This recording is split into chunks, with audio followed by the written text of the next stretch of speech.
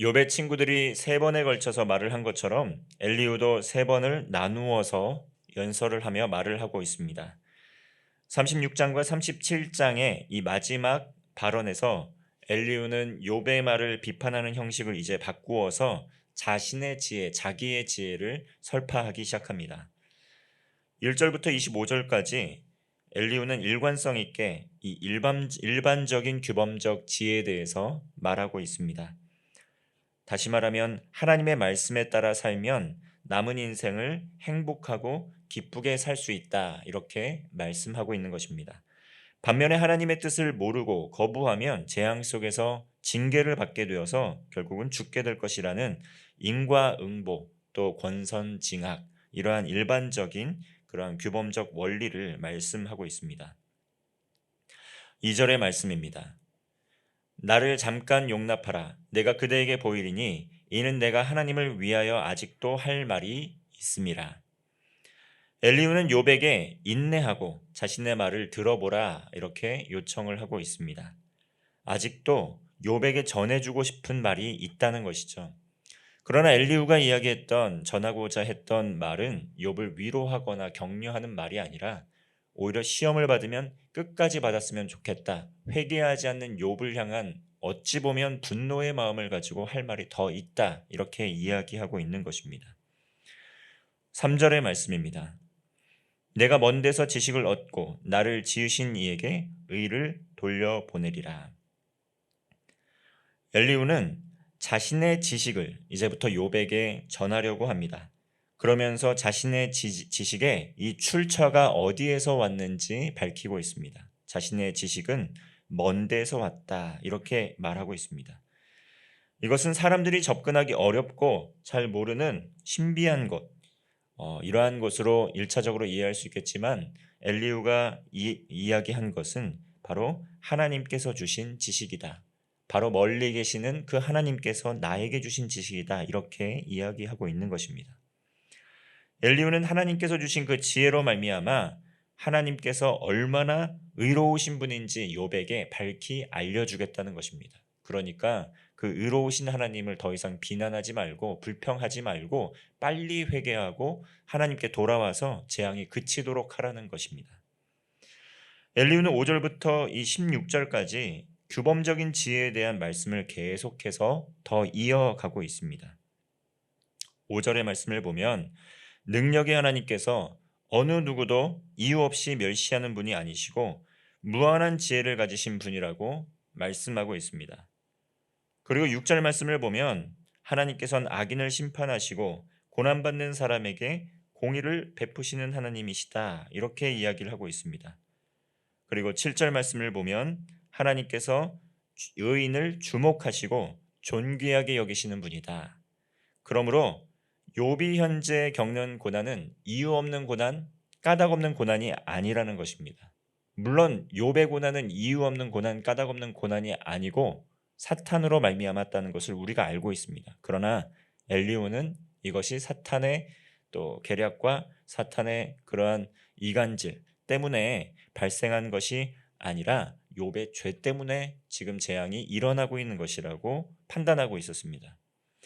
욥의 죄 때문에 욥이 죄를 짓고 회개하지 않고 정말 고집을 피우고 있기 때문에 그 때문에 심판받아 고통받고 있다는 말이었습니다. 엘리후는 8절부터 이제 회개하고 깨닫게 하시는 하나님의 징계를 말씀하고 있습니다. 8절과 9절의 말씀입니다. 혹시 그들의 족쇄에 매거나 환난의 줄에 얽혔으면 그들의 소행과 악행과 자신들의 교만한 행위를 알게 하시고 만약에 재앙이 그에게 임하게 된다면 그 재앙을 통해서 하나님께서 그 사람이 얼마나 악행을 저질렀는지 얼마나 교만했는지 깨닫게 하신다는 것입니다. 재앙의 기능, 고난과 고통의 기능은 그 사람이 죄를 깨닫고 회개하는 데 있다. 이렇게 이야기한 것이고 이 때문에 욥은 악행을 저지르는 악인이었기 때문에 현재 고난을 당하고 있는 것이다. 엘리후는 이렇게 말한 것입니다. 하나님께서 환난과 고통을 주시는 이유가 그들의 악행과 교만한 행위를 깨닫기 위한 것이다. 이렇게 판단하고 있는 것입니다.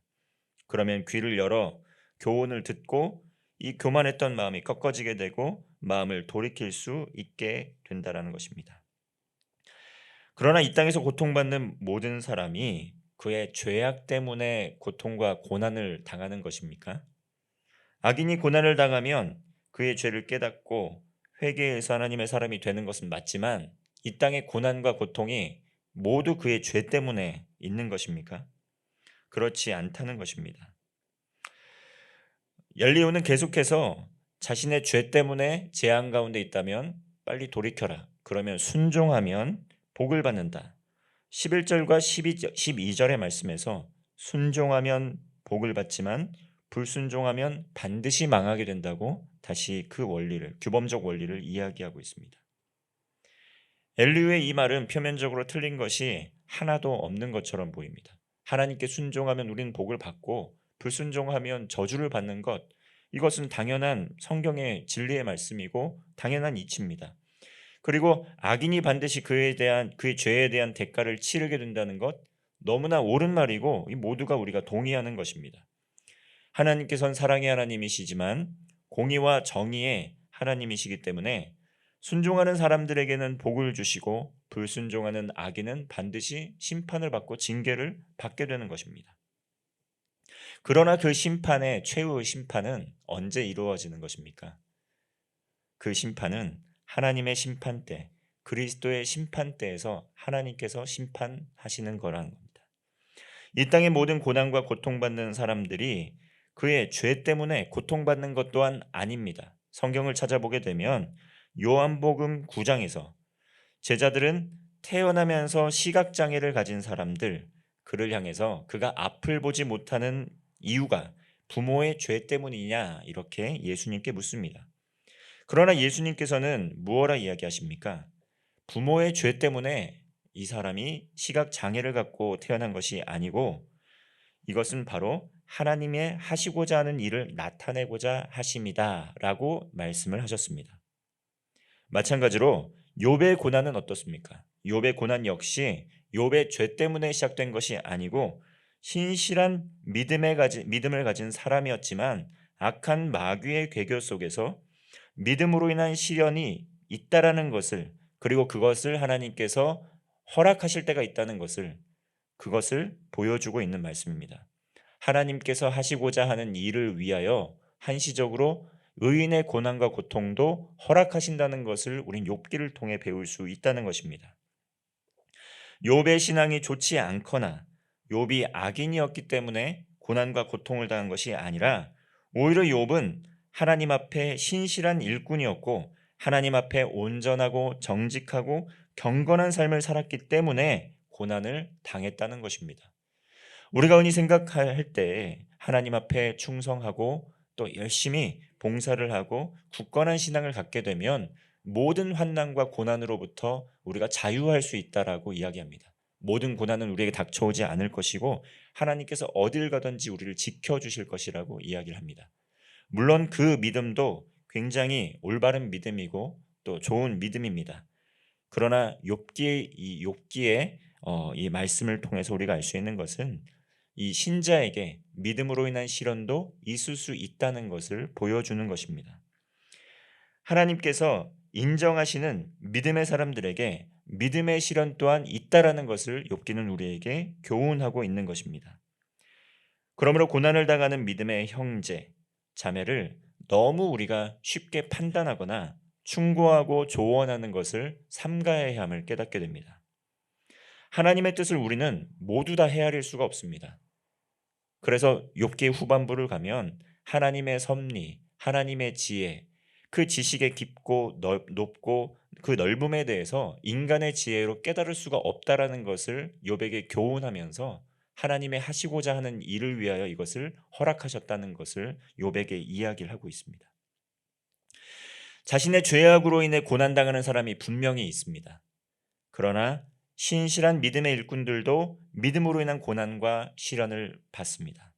우리의 삶에 일어나는 모든 고통과 고난의 이유, 우리는 그것을 표면적인 이유만으로 다 알 수가 없습니다. 단순히 표면에 드러나는 것만으로 쉽게 판단하면 새 친구와 엘리후와 같이 성급한 일반화의 오류를 범할 수 있다는 것입니다. 엘리후는 욥에게 이런 잘못을 저지르고 있었습니다. 성급한 일반화의 오류라는 것입니다. 17절과 18절의 말씀입니다. 이제는 악인이 받을 벌이 그대에게 가득하였고 심판과 정의가 그대를 잡았나니 그대는 분노하지 않도록 조심하며 많은 뇌물이 그대를 그릇된 길로 가게 할까 조심하라. 엘리후는 욥이 어떠한 삶을 살았는지, 그리고 어떠한 일을 하다가 어떻게 하나님을 섬기다가 이렇게 됐는지에 대한 것은 진실은 관심이 없고 지금 나타나는 현상만 보고 욥은 악인이었다. 악이 가득했기 때문에 현재의 심판과 하나님께서 공의를 바로잡기 위해 지금 징계를 내리신 것이다. 그 때문에 분노하지 않도록 조심해라. 그리고 많은 뇌물이 그들을 그릇된 길로 가지 않도록 좀 조심하고 돌이키라는 것입니다. 많은 불의를 행하고 많은 악행을 행했던 욥이 빨리 회개하고 하나님께 돌아오라는 것입니다. 하나님이 징계하셨다고 분노하지 말고 성내지도 말고 잠잠히 돌이키고 그냥 겸손하게 회개하라는 것입니다. 하나님께서 심판하셔서 정의를 세우고 있는 것이 아니었습니다. 지금 엘리후가 이렇게 더 이상 악인의 길을 가며 하나님께 불평하거나 불만을 토로하지 말고 심판을 달게 받고 회개하라고 하는 이 말은 오히려 하나님 입장에서 보면은 참으로 무지하고 어리석은 말이었습니다. 사랑이 없으면 울리는 괭가리와 같다. 이렇게 성경은 이야기하고 있습니다. 욥은 말할 수 없는 고통과 고난을 겪었습니다. 다시 말하면 예수 그리스도께서 걸어가신 그 십자가의 길을 통과하고 있는 것입니다. 그 길은 생명의 길, 연단의 길, 또 소망의 길, 때로는 고통과 고난이 있지만 그 소망의 길로 인도하는 생명의 길이었습니다. 욥과 같이 때로는 우리의 삶에서도 믿음의 지체들을 통해서 마음속에 깊은 마음의 상처를 입기도 합니다. 하나님을 온전하게 섬겼다면 지금의 재난과 재앙이 없었을 테지만 어떤 면에선 하나님 앞에 범죄하였기 때문에 지금의 재앙과 재난이 너에게 임한 것이다. 이렇게 우리가 신뢰했던 대상들에게 이러한 이야기를 들을 때도 있습니다. 그럴 때면 마음에 깊은 상처를 입기도 한다는 것입니다. 때로는 이유를 알 수 없는 육체의 고통으로 시련을 겪기도 합니다. 물론 우리는 욥이 그랬던 것처럼 먼저 회개해야 됩니다. 혹시라도 우리의 삶에 어떠한 죄가 남아있진 않은지 하나님 앞에 겸손한 마음으로 회개해야 된다는 것이죠. 욥도 자신에게 먼저 재앙이 다가왔을 때 가장 먼저 했던 것이 옷을 찢고 하나님 앞에 회개해야 했다는 것입니다. 자신의 모든 죄를 회개했음에도 불구하고 그 시간이 계속 진정으로 회개했음에도 불구하고 왜 재앙과 재난이 멈추지 않는 것인지 그 부분에 대해서는 욥은 도저히 답답하고 이해할 수가 없는 상황이었습니다. 시간이 흘러서 하나님께서 왜 이렇게 침묵을 하시고 응답하시지 않는지 욥은 낙심하기 시작했고 절망감을 갖기 시작했습니다. 그러나 욥기를 통해 우리가 소망을 가져야 할 것은 무엇입니까? 침묵의 시기에서도 낙심하거나 좌절하거나 또 멈추지 말고 하나님의 나라, 하나님의 섭리를 소망하며 그 길을 계속 나아가라는 것입니다. 하나님께서는 여전히 고난당하는 자들을 주목하시고 동행하고 계시기 때문에 그 하나님의 언약과 약속을 붙들고 그 길을 묵묵히 걸어가라는 것입니다. 이 땅을 살아가는 성도들에게 반드시 믿음으로 인한 시련의 때도 있다라는 것을 기억해야 합니다. 예수님께서 먼저 걸어가신 십자가의 길, 가시밭길을 걸어갈 때에 하나님의 손을 꼭 잡고 하나님과 동행하며 십자가를 또 용기 있게 담대히 통과하는 성도 되시기를 바랍니다. 우리에게는 하나님 나라의 소망이 있습니다. 하나님께서 하나님의 일을 위하여 때로는 시련과 고난도 허락하실 때도 있지만 하나님의 나라와 의를 먼저 구하면서 하나님께 영광 돌리는 삶을 살아가게 될 때 하나님께서 우리에게 종국에는 의의 면류관, 구원과 영생의 복을 허락하여 주실 줄로 믿습니다. 기도하겠습니다. 하나님 아버지, 말씀을 안다고 말씀을 통해 또 하나님의 뜻을 안다고 자부하며 많은 생명을 살리는 말을 하기보다는 말씀으로 죽이고 정죄하고 있지는 않은지 돌아보는 하루가 되기를 소망합니다. 말씀으로 생명을 살리게 하시고 하나님의 영광을 위하여 믿음의 시련 또는 고난의 때를 지나가는 성도들과 함께하여 주시옵소서. 하나님께서 주시는 부활의 소망으로 함께하여 주셔서 고난과 고통과 시련의 때를 지나가는 성도들이 부활과 영생의 소망으로 나아가는 하루 될 수 있도록 인도하여 주시옵소서. 이 생명의 복음을 우리의 가슴에 간직하고 때를 얻든지 못 얻든지 복음을 증거하며 하나님 나라를 확장하며 하나님을 찬양하는 오늘 하루 되게 하여 주옵소서. 예수님의 이름으로 기도하옵나이다. 아멘.